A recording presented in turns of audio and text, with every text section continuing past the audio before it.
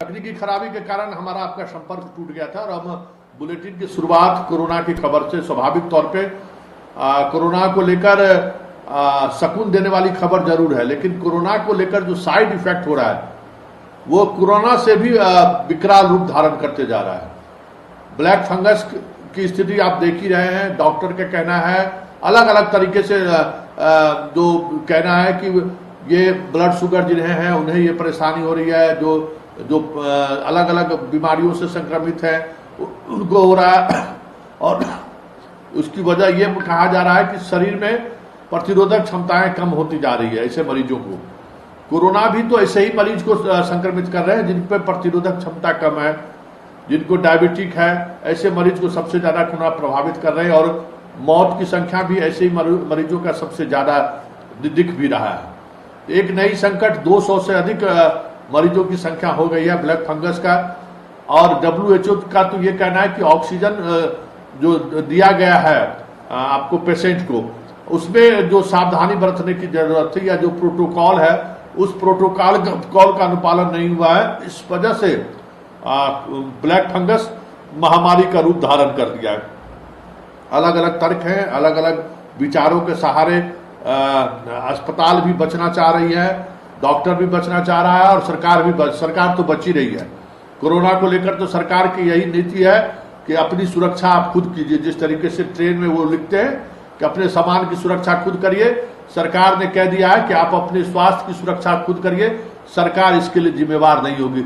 सब कुछ ऐसा ही होता दिख रहा है। रेमडेसिविर को लेकर आप देख ही रहे हैं कि पारस, फोर्ट अस्पताल, कई अस्पतालों ने सरकार से कंप्लेन की है कि आपके द्वारा जो रेमडेसिविर उपलब्ध कराया गया उससे मरीजों का ऑक्सीजन लेवल बढ़ने के बजाय ऑक्सीजन लेवल घट रहा है, उसको अलग तरीके की बेचैनी की बीमारी हो रही है। उसको लेकर एक जांच कमेटी गठित हुई है। मतलब सब कुछ सामान्य तरीके से जो हम कोरोना के फाइट के लिए जो चीजें जरूरत थी उस और हम बढ़ नहीं रहे हैं। कई तरह के कॉम्प्लिकेशन के साथ लेके हम अस्पताल से बाहर निकल रहे हैं। चलिए अब जरा कोरोना को हाल जानने के लिए हम चलते हैं मरगूब आलम के पास। मरगूब आलम, फिलहाल कोरोना को लेकर तो राहत भरी खबर है, 4000 के करीब जो है सो मरीजों की संख्या हो गई है, लेकिन मृत्यु दर अभी भी 100 पार है।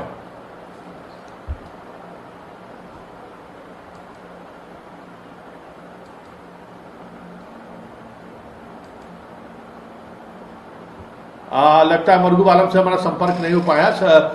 मरगूब आलम से मेरा यही सवाल होगा कि कोरोना के संक्रमण का दर तो लगातार कम होता जा रहा है, लेकिन जो मृत्यु दर है वो मृत्यु दर सरकार के भी जो आंकड़े हैं वो भी 104 है, 120, 100, मतलब 100 से नीचे वो आंकड़ा नहीं आ रहा है। मरने वालों के मरीजों की संख्या पिछले वर्ष की तुलना करें तो वो अभी भी बनी हुई है। संक्रमण का दर की बात करें तो 3% पर हम पहुंच जरूर गए, लेकिन मृत्यु दर राष्ट्रीय स्तर पर अभी भी बिहार क्या एक अलग स्थिति बनी हुई है। यहाँ मौतों की संख्या लगातार बढ़ती जा रही है, और इससे भी बड़ी बात यह है कि जो सरकार के आंकड़े, वो आंकड़े ये कह रहे हैं कि अभी भी 100 से अधिक मरीजों की मौत हो रही है एक दिन में बिहार में। हमारे साथ मरगूब आलम जुड़ चुके हैं। मरगूब, संक्रमण को लेकर तो कमी आई है, मरगूब आलम से हमारा संपर्क नहीं हो पाया। अब हम रांची चलते हैं। रांची में हमारे साथ संदीप जुड़े हुए हैं। संदीप से भी मेरा यही सवाल होगा कि संदीप, कोरोना को लेकर तो बहुत सारी चीजें अब अंडर कंट्रोल लग रहा है, बहुत चीजें अब पहले वाली स्थिति नहीं है। अस्पतालों में भी अब बेड को लेकर वो बबेला नहीं है, ऑक्सीजन को लेकर वो बबेला नहीं है। हाँ, वेंटिलेटर और इंटेंसिव केयर यूनिट को लेकर अभी भी थोड़ी परेशानी जरूर है, लेकिन वो पैनिक स्थिति नहीं है। लेकिन मृत्यु दर के साथ साथ कुछ ऐसी चीजें हैं जो ब्लैक फंगस के रूप में सामने आ रहा है। झारखंड में क्या स्थिति है ब्लैक फंगस और मौत की अगर हम बात करें तो?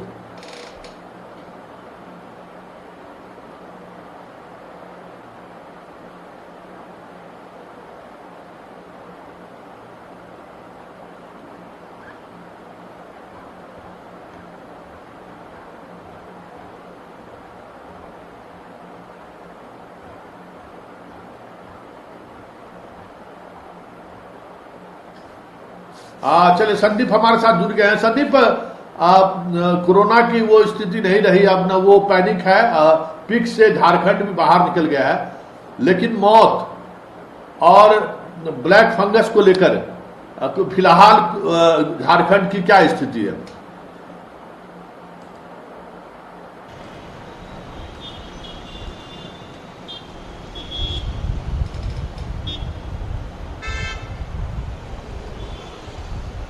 हाँ, जिस तरह से यदि पिछले 24 घंटे की झारखंड की बात करें तो झारखंड में अब संक्रमण का दर घटता जा रहा है। जो मृत्यु दर था उसमें भी घटौती हो रही है।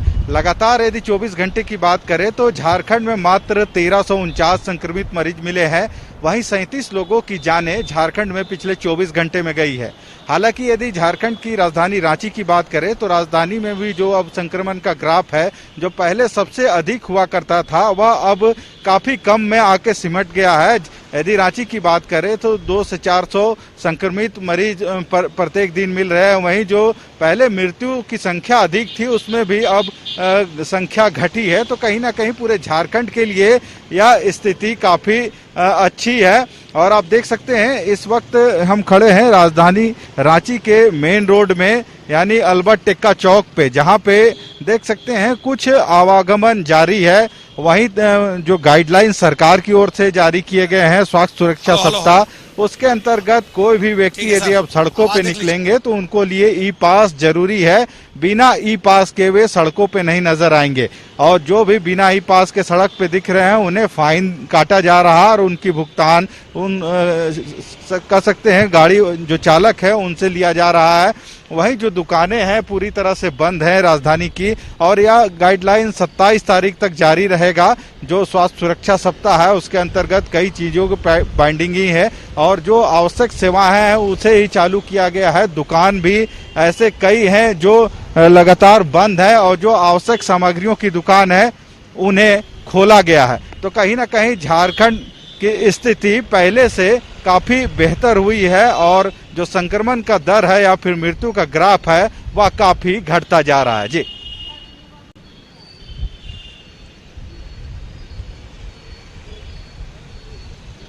ब्लैक फंगस की क्या स्थिति है झारखंड में?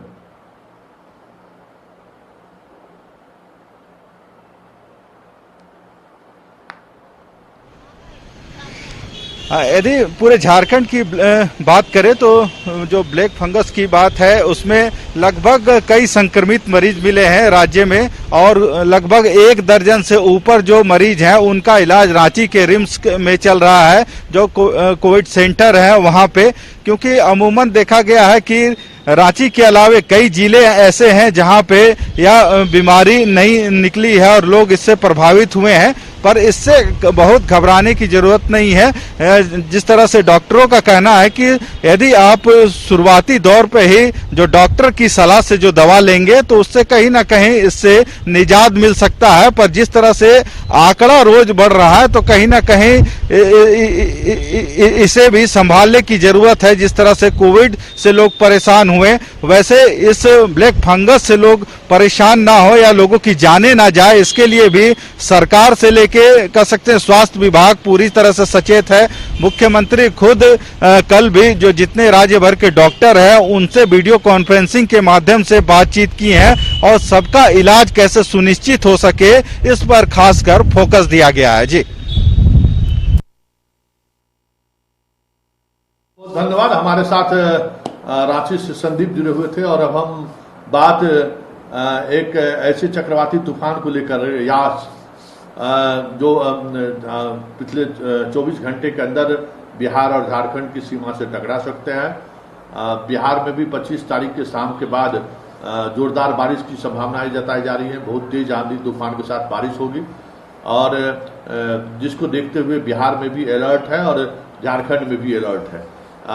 झारखंड में जमशेदपुर की अगर हम बात करें तो 43 ट्रेनों को रद्द कर दिया गया है इस यास तूफान को देखते हुए। हम चाहेंगे कि मनोज जी से हमारा संपर्क हो तो हम उनसे विस्तृत जानकारी चाहेंगे कि स्थिति क्या है, किस वजह से ट्रेनें रद्द कर दी गई है और मौसम विभाग का क्या कहना है कि मौसम विभाग क्या अनुमान है किस तरीके का नुकसान झारखंड और बिहार में हो सकता है। तो अगर हमारे साथ मनोज जी जुड़ गए होंगे तो मनोज जी समझना चाहेंगे कि मनोज जी से लगातार हम संपर्क करने की कोशिश कर रहे हैं और सवाल यही है कि चक्रवाती तूफान यास तूफान का मनोज जी हमारे साथ जुड़ गए हैं। मौसम विभाग का क्या फोरकास्ट है, कब तक ये यास तूफान आपके जमशेदपुर और झारखंड से टकराएगा? निश्चित तौर पे सर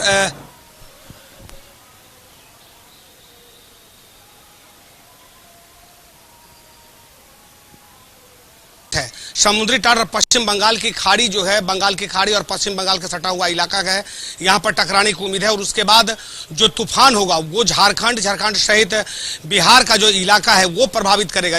हाई अलर्ट कर दिया है, स्थानीय प्रशासन ने भी हाई अलर्ट कर दी है और लोगों से आग्रह भी की है कि जो किनारे और समुद्र किनारे लोग रहने वाले, हालांकि जमशेदपुर में समुद्र नहीं है लेकिन पश्चिम बंगाल और उड़ीसा का इलाका जो है जहां समुद्र से सटा हुआ लोग हैं उन लोगों को समुद्र के आसपास से हट जाने के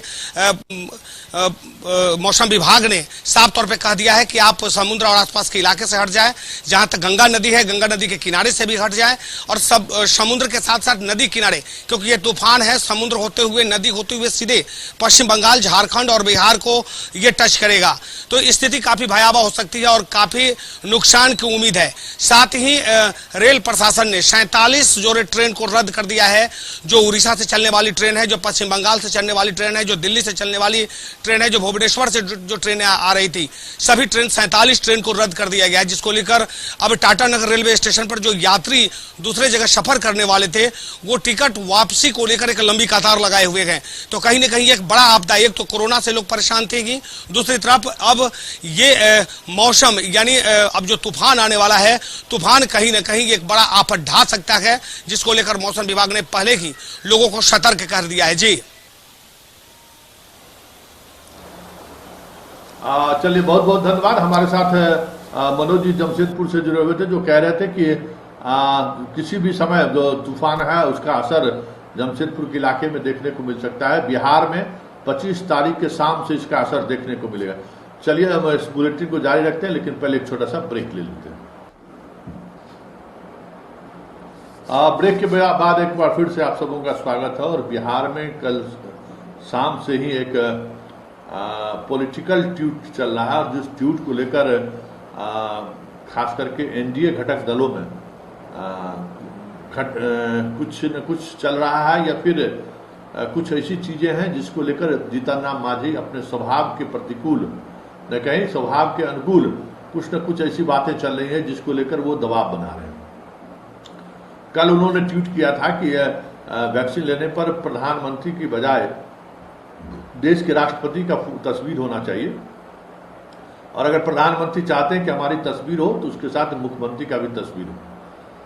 और आज उन्होंने ट्वीट कर दी कि अगर इतना ही शौक है कि आप वैक्सीनेशन के प्रमाण पत्र पर आपकी तस्वीर होनी चाहिए, तो जिनकी मौत भी कोरोना से हो रही है उसके डेथ सर्टिफिकेट पर भी आपकी तस्वीर हो। ये बहुत ही तल्ख टिप्पणी है, और इस टिप्पणी की वजह क्या है, क्योंकि बहुत मुश्किल है बिहार की फिल वक्त जो राजनीति चल रही है उसको समझना काफी मुश्किल है।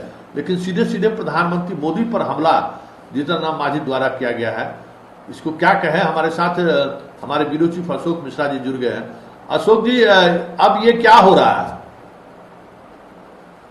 देखिए संतोष जी, ये मामला बहुत ही रोचक है, और इस समय केंद्र सरकार ने ये फैसला लिया था, या केंद्र सरकार की ओर से जो कोरोना वैक्सीन को लगाया जाता है और उनको जो प्रमाण पत्र दिया जाता है, उसमें प्रधानमंत्री की तस्वीर लगाने का जो फैसला लिया गया, उसको लेकर के कई राज्यों के मुख्यमंत्री ने भी आपत्ति जताई थी। और उत्तराखंड के मुख्यमंत्री ने तो बजाता अपने यहाँ जो प्रमाण पत्र दिया जाता है उत्तराखंड में, उसमें उन्होंने अपना मुख्यमंत्री की तस्वीर लगाई है।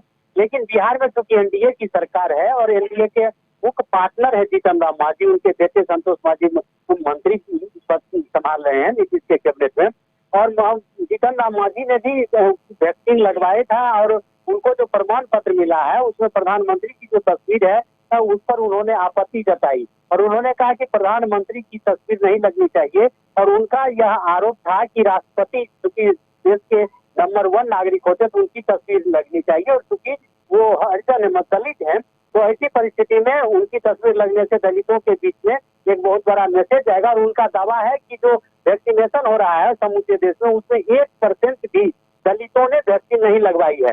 तो ऐसी परिस्थिति में अगर महामहिम राष्ट्रपति की तस्वीर लगती है तो दलित उसमें आकर्षित होंगे। लेकिन आज जिस तरह से जीतन राम मांझी ने तंज कसा है प्रधानमंत्री की तस्वीर को लेकर के, और उन्होंने कहा कि अगर वैक्सीनेशन पर उनकी तस्वीर आती है तो जो लाखों लोग मर रहे हैं, डेथ सर्टिफिकेट पर भी प्रधानमंत्री की तस्वीर होनी चाहिए, क्योंकि अगर वो वैक्सीनेशन का चेहरा ले रहे हैं तो मौत की भी जिम्मेदार वही है।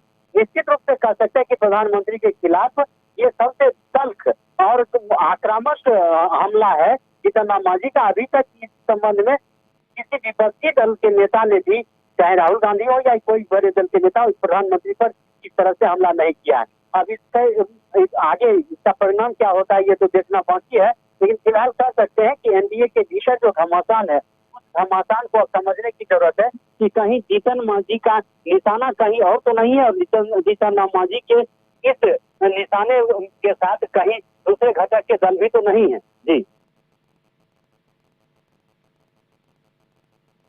जीतन राम मांझी का 2 दिन पहले जीतन राम मांझी की पुतोहू रोहिणी आचार्य पर हमला बोलती है, एनडीए के पक्ष में खड़ी होती हैं वो, और आज अचानक पिछले 24 घंटे से 24 घंटे 12 घंटे कह सकते हैं, 12 घंटे के अंदर उनका सुर इस तरीके से बदला है कि जो एनडीए का फेस है, जिस फेस के सहारे बिहार में भी वोट मांगा गया था, देश में भी उसी फेस के सहारे शासन व्यवस्था चलाने की कोशिश हो रही है, उस फेस पर जीतन राम मांझी जिस तरीके से हमला बोला है, क्या आपको लगता है कि लालू यादव के अंदर बाहर आने के बाद कुछ खिचड़ी पकना शुरू हो गया है?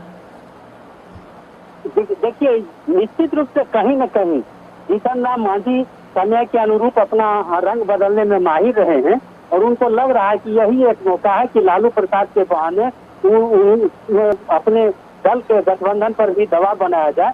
और निश्चित रूप से जीतनराम मांझी इस बात को मानते हैं कि अभी जो परिस्थिति है उस परिस्थिति में एनडीए उन्हें छोड़ने के लिए तैयार नहीं है, और यह संदेश वो देना चाहते हैं कि वो अभी भी बिहार के नेता हैं और वो अपने गठबंधन के सबसे बड़े नेता नरेंद्र मोदी हो तो उनके खिलाफ भी वो बोल सकते हैं। हालांकि इस पर गठबंधन के अन्य दलों की अभी प्रतिक्रिया नहीं आई है, खास करके बीजेपी के नेता अभी जीतनराम मांझी के खिलाफ में कुछ नहीं बोले हैं, लेकिन निश्चित रूप से कह सकते हैं कि बिहार का राजनीतिक हवा जो है तो बदलना शुरू हो गया है और निश्चित रूप से इसका आने वाले दिनों में असर दिखेगा। जी, आपको लगता है कि कहीं ये नीतीश के इशारे पर तो नहीं चल रहा है? बिल्कुल बिल्कुल, देख लीजिए निश्चित रूप से कहीं न कहीं एनडीए के अंदर भी कहीं न कहीं कुछ राजनीति जरूर पड़ रही है, और खास करके लालू प्रसाद यादव के बाहर आने से अब एनडीए के अंदर जो नेता है जो अपने को घुटन महसूस करेंगे और उनकी इच्छा है कि उनको और अधिक हिस्सेदारी मिले, निश्चित रूप से वो दबाव बना रहे हैं और इसका आने वाले दिनों पर असर दिखेगा। जी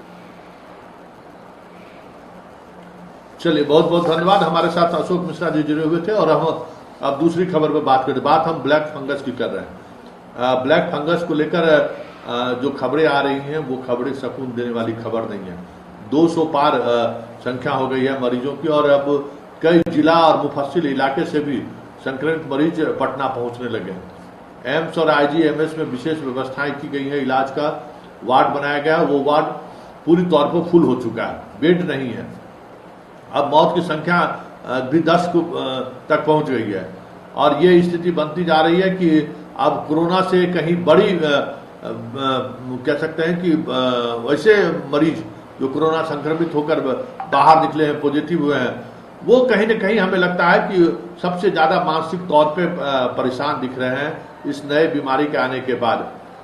चलिए अब हम दिखाते हैं कि कैमूर में क्या स्थिति है। कैमूर में एक मरीज कोरोना संक्रमण के दौरान ही वो ब्लैक फंगस के शिकार होते हैं और उसके बाद उनको पटना रेफर किया जा रहा है। क्या कहना है डॉक्टर का, क्या कहना है उनके परिजनों का, जरा आप पहले सुनिए। मरीज है और यहाँ हम लोगों को दवा नहीं मिली जी। वाराणसी ब्लैक फंगस पाया गया सर इसमें। हाँ, ब्रेन के हिस्से को यह संक्रमित करता है, जिससे चलते काफी भयावह हो जाता है। इसके कारण मनुष्य मृत्यु के मुंह में चला जाता है। इसका त्वरित उपचार किया जाए। कभी कभी आंख निकालने की नौबत आ जाती है, ब्रेन की सर्जरी करनी पड़ती है, साइनस की सर्जरी करनी पड़ती है, तब जाकर इससे मुक्ति मिलती है। इसकी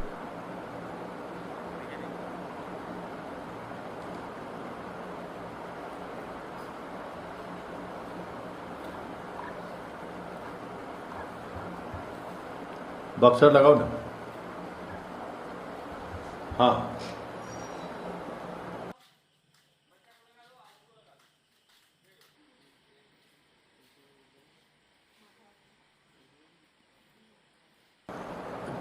कैमूर हमारे साथ फोन लाइन से जुड़ गए हैं। अजय, जिस तरीके से ब्लैक फंगस के शिकार मरीजों को पटना भेजा जा रहा है, वो कैसे संक्रमित हुई हैं? जी देखिए, अभी तक डॉक्टरों की माने तो कैमूर जिले में 3 ऐसे ब्लैक फंगस के मामले सामने आ चुके हैं और अब तक इसमें एक व्यक्ति की मौत भी हो चुकी है। हालांकि अभी तक डॉक्टरों की माने तो सभी डॉक्टरों की अपनी अलग अलग राय है। कुछ डॉक्टरों का कहना है कि मास्क और अन्य जगहों पर जैसे ऑक्सीजन को लेकर के ये ब्लैक फंगस के मामले फैल रहे हैं और इसका जो शुरुआती लक्षण है, आंख पे सूजन वगैरह कई प्रकार के सामने आ रहे हैं। तो हालांकि अभी तक मामले जिस प्रकार से ब्लैक फंगस के कोरोना के साथ साथ बढ़ रहे हैं, ऐसे में ज्यादा खतरा भी तेजी से कैमूर में भी बढ़ने लगा है। आज देखिए, एक खबरें ये आ रही हैं कि ऑक्सीजन का जो इस्तेमाल हुआ है मरीजों के लिए, उसका जो प्रोटोकॉल है पाइप को साफ करने से लेकर मास्क को साफ करने को लेकर, उसमें कहीं न कहीं और गैस जहां से फ्यूल ऑक्सीजन सिलेंडर में भरा जाता है वहां उनकी सफाई होनी चाहिए। कहीं न कहीं उसमें लापरवाही बरती गई है, इसलिए ये स्थिति कोरोना की बनी है। कोरोना संक्रमित मरीजों के साथ इस तरह की स्थिति बनी है। आपके जिले में 3 संक्रमित मरीजों की संख्या सामने आ चुकी है। सभी मरीज कोरोना संक्रमित थे और अस्पतालों में ऑक्सीजन लिए थे, या उसमें से कुछ ऐसे भी हैं जो अस्पताल नहीं गए थे? एक सवाल ये, और दूसरा सवाल ये कि इसको लेकर डॉक्टरों की क्या राय है? ऑक्सीजन और जो मास्क लगाकर ऑक्सीजन मरीजों को दिया जाता है, उसको लेकर डॉक्टरों की क्या राय है? अजी देखिए, अभी तक अगर तीनों मामलों में देखें तो एक ऐसा मामला अभी फिलहाल में जो अभी ताजा मामला आज का है, तो उसमें वो पहले से हॉस्पिटल में भर्ती नहीं थे, वो घर पे ही थे। तो घर से अस्पताल है, तो अस्पताल में आने पर उन्हें पता चला कि उन्हें ब्लैक फंगस है, डॉक्टर का कहना था। हालांकि अभी तक डॉक्टर इस मामले में कुछ भी स्पष्ट नहीं कह रहे हैं कि ब्लैक फंगस किन वजहों से हो रहा है, अभी लेकर इसको स्पष्ट नहीं कर रहे हैं। चलिए, बहुत बहुत धन्यवाद। हमारे साथ कैमूर संवाददाता और बक्सर से भी ठीक इसी तरीके की खबर आई है, वहां भी कोरोना संक्रमित मरीजों में ब्लड फंगस दिखा गया है, ब्लैक फंगस। जरा देखिए कि उस ब्लड फंगस को लेकर परिजन और डॉक्टर क्या कहते हैं।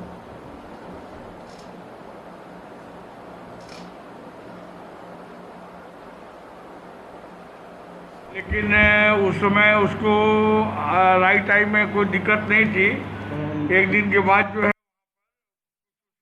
में दिक्कत आई तो कराया था। प्रोविजनल डायग्नोसिस ब्लैक फंगस का कन्फर्मेटरी नहीं है, प्रोविजनल डायग्नोसिस ब्लैक फंगस का ही हम लोग।